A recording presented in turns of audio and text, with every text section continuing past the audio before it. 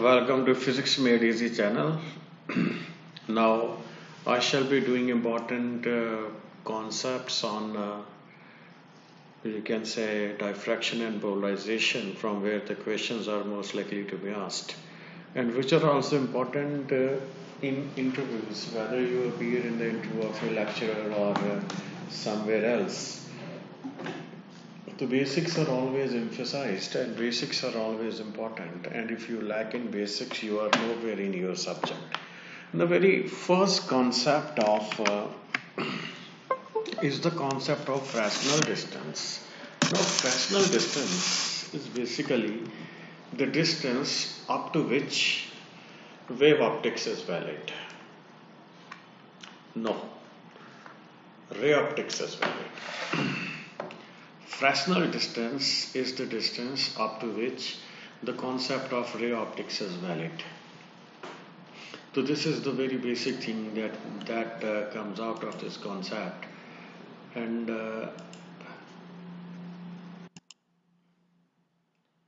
first I also want to give you some basic introduction, exactly to remind you from the theoretical parts the basics of the basic of Fresnel distance.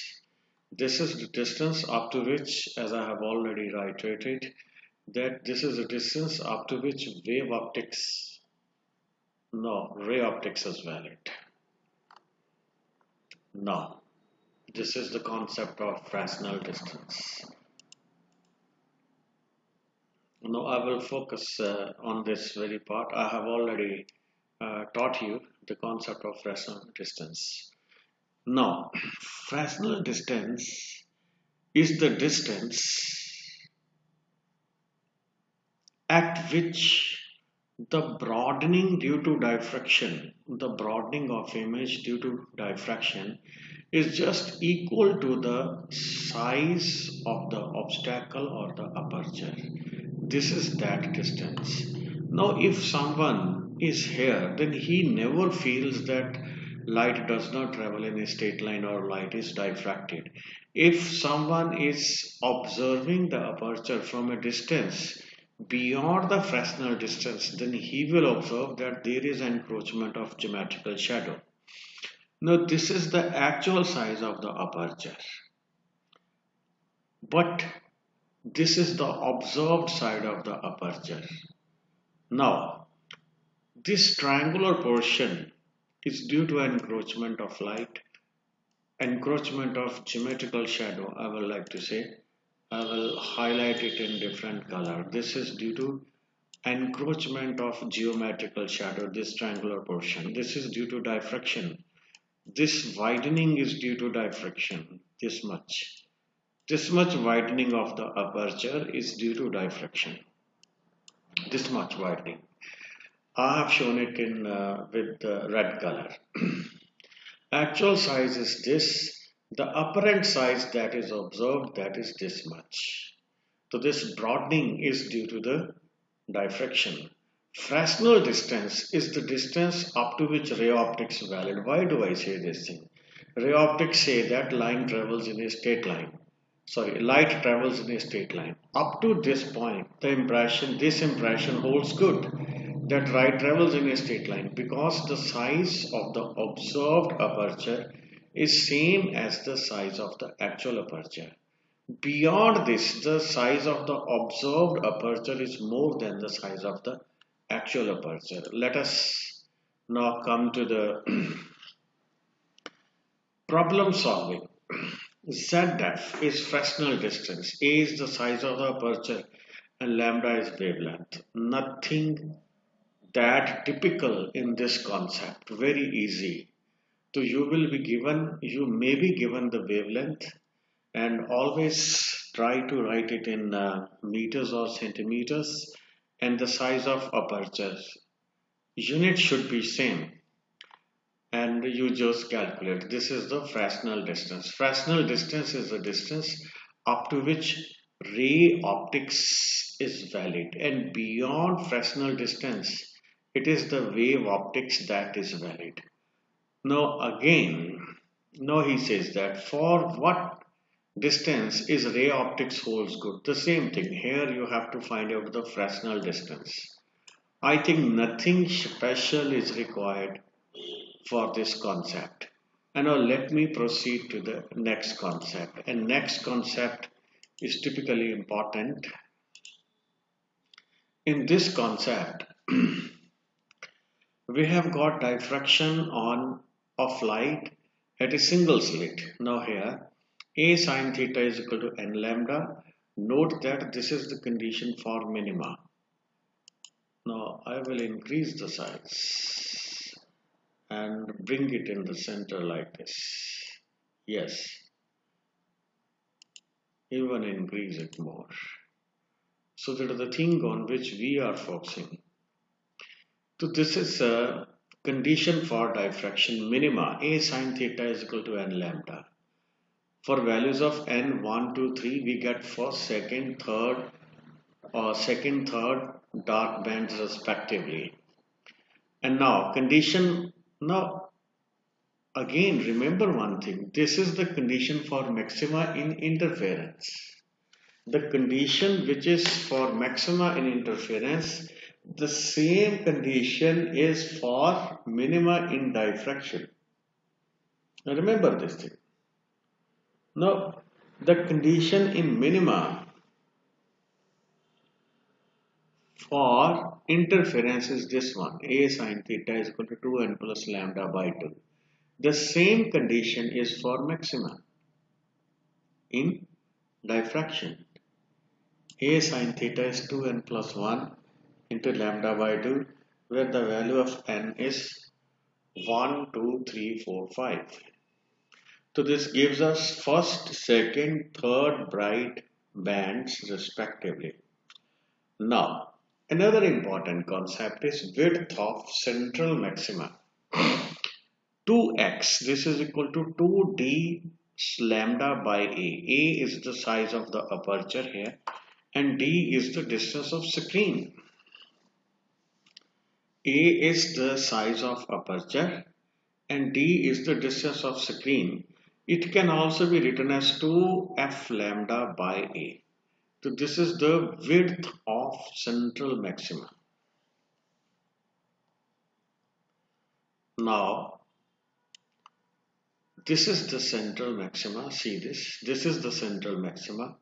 And this is the width of central maxima that I am just displaying here. This is the width of central maxima. And its value here is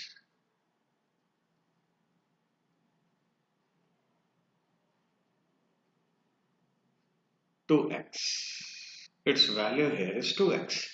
And this value 2x expression for 2x width of central maxima is d lambda divided by a, or this is equal to f lambda divided by a. This is the basic concept. And now let us proceed ahead to the next problem.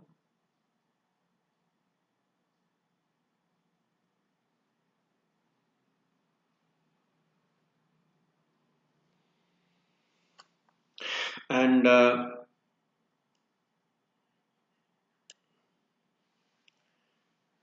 next concept is of angular width of central maxima in radian. This is 2 theta. This 2 theta is equal to 2 lambda by a. Now let me show this the same thing in this diagram. Now I will pick another diagram for this. Yes, this is the width of central maxima. Now theta angle above this portion and theta angle below this portion. This is the width of central maxima. Now theta above the axis, theta below the baseline. So this is 2 theta. 2 theta is the width of central maxima. You can visualize from this diagram. This 2 theta is the width of central maxima. Now let us go to the formula. Now, in case of this formula of angular width, this applies to rectangular apertures.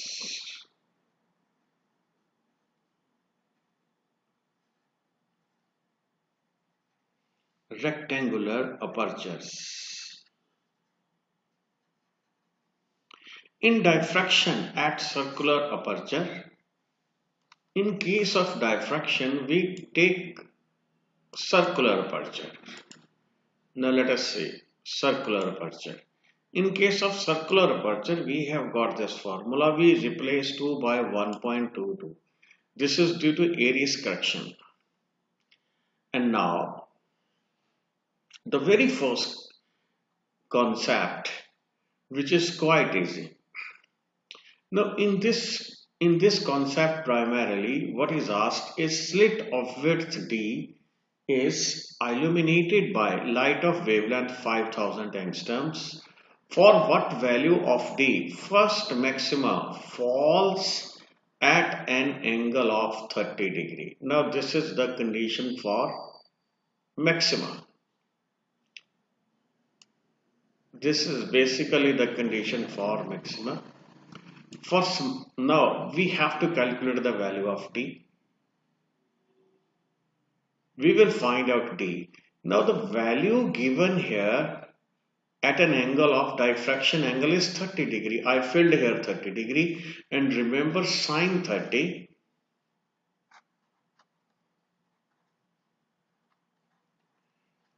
degree is 1 by 2. Sine 30 degree is 1 by 2. On the same lines, I have got one more concept.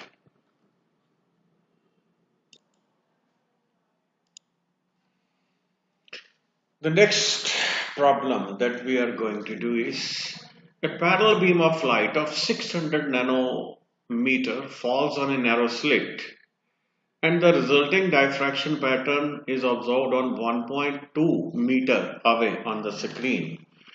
So what is given is here, lambda is given, here screen distance capital D is given. It is observed that first minima is at a distance of 3 mm from the central screen. Calculate the width. Now, this is the formula for nth minima. This formula A sine theta is equal to n lambda. Again, reminding you that this formula is for diffraction. Minima in case of diffraction, in case of interference, this is the formula for maxima. Now he is saying first minimum. For first minimum, n should be equal to 1. So A sine theta is equal to lambda. Now, A sine theta is equal to lambda. This is sine theta. Sine theta is, this is equal to lambda, or this is A theta is equal to lambda. This theta is, if theta is very small, now I will remind you the same diagram. Here, I will have to calculate this theta. I will assume this to be an arc. If this theta, this much is arc, x by d. X by d is theta. If theta is very small, then sine theta is tangent theta, you can assume. And then this tangent theta is this x by d.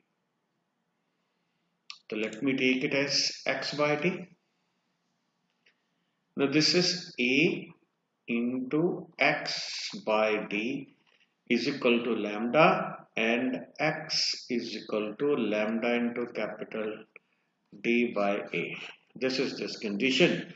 X is given. Now what he is asking for? A. A will be now quite easy. A I can calculate. This is lambda D by x. I don't think we need to calculate anything else.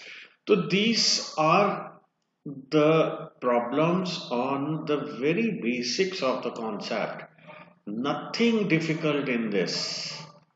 And now I want to grapple with one more problem. Determine the angular separation between central maxima and the first order secondary maxima. Now note it. This is the first order secondary maxima of the diffraction pattern due to single slit width is given and then wavelength is given. Now, what we want to measure is angular separation between central maxima and the first order secondary minima. So this is the condition. Angular separation, angle for central maxima is 0. This has been just given for confusion. Theta is 0. This is the first maxima. You just need to apply this formula. A sine theta is 2n plus 1 into lambda by 2.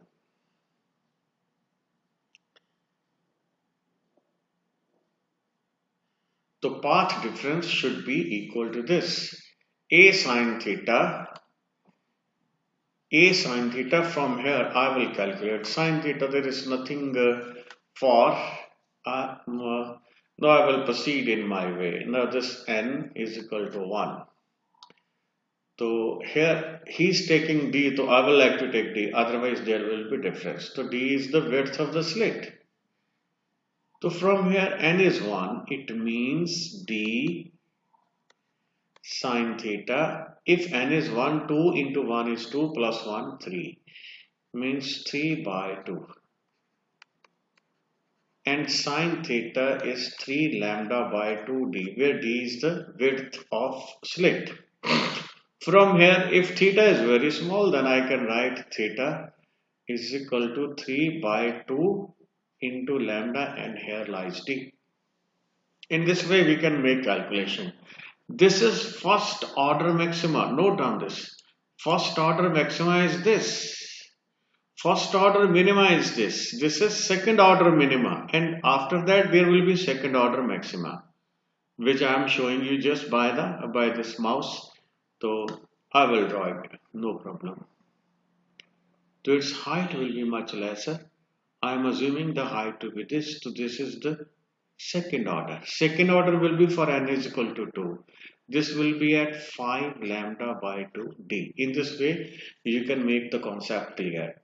And next, a laser beam has a wavelength of this. Wavelength is given. This is 10 raised to power minus 7. This is 10 raised, and aperture is also given, where lambda is given and d is given. He is taking a here. A is given. A beam is sent from moon at a distance of this kilometer. Find the angular spread and the aerial spread. Now you just need to find out 2 theta and then 2x. We know the formulas, I don't think. Now here is the important point. Circular aperture. As the aperture is circular, so here we won't have this condition will change for theta. This condition will change for theta. This will be 1.22 lambda. 1.22. The factor of 1.22 is due to Airy's correction. Remember, I have also stated here that this 1.22 is due to Airy, because the aperture of the optical instruments, they are circular, and this formula is for rectangular apertures. And now let us proceed to further discuss the same problem. Now I don't think there is any problem in solving it. Angular spread is found. Once you have solved the angular spread, you can solve the aerial spread as well. So let me draw a diagram for this. You can just assume it to be here. It will look more accurate. or I will just make it like this.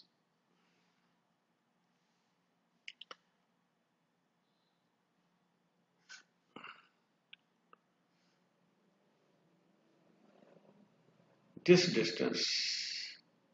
Now we need solution for this distance. This is x. He's taking this as x. This angle is theta. This angle is theta. And this is d. The whole of this is x. Now this is d diameter. This d theta arc is equal to arc by radius is equal to angle. From here I calculated, you can say this, and square of this, pi has been ignored, and square of this will give us the aerial spread. Now the next problem. A screen is placed 2 meters away from a single narrow slit. Calculate the slit width for first minima lies at 5 cm on either side of the central maxima. Incident plane wave is of wavelength. This is a trivial problem and trivial concept. I think it's a repetition and everyone can do this. This is the last concept that I want to take. Up to spectral lines of sodium D1 and D2 have wavelength approximately this much and this much. A sodium lamp sends the incident plane wave. Slit width is given 2 micrometer and capital D is given. Here he takes this can be small d, but he is taking it as A. So A is given 2 into 10 raised to power minus 6 meter. D is given 2 meter, lambda 1 is given and lambda 2 is given. Find the spacing between the first maxima of the two sodium lines. Now here is a shortcut for this. Spacing between the first is this. Now the formula for spacing between any two. For example, x, if I take it, spacing between any two, say x nth secondary maxima. For one it is xn, for other I will like it as xn dash. Or I will like 1 or 2 on the top. This is 1 and this is second. So this will be 2n plus 1 divided by 2 into this width, and here lambda 2 minus lambda 1. And here we are doing it for first. If you have to apply the same formula for first, use n is equal to 2. For second, use n is equal to, for first use n is equal to 1. For second, n is equal to 2. If n is equal to 1, we will get 3d, and here also employ capital D, 3d by 2a. For n is equal to 2, this is 5d by 2a, lambda 2 minus lambda 1. Similarly, for 3, this is 7d by 2a. In this way, we can find out the spacing between any two secondary maximas for two different wavelengths. So in this way, we are done with the important concepts. Same is the next problem, and the next there are a few concepts we will do in my next lecture, because it has been prolonged. And with these words, before finishing this session, I will request all of you to go through the videos, and if you like it, then share it. If you don't, then kindly comment so that we can improve ourselves. And thank you very much for being with me for 25 minutes.